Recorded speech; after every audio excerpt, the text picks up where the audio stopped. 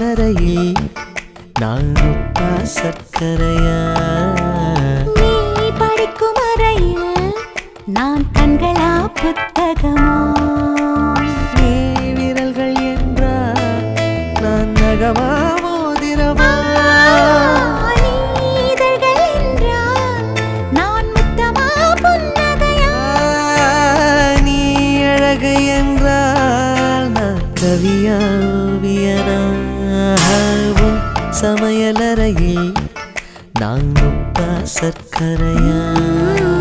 நீ படிக்கும் அறையில் நான் கண்களா புத்தகமா?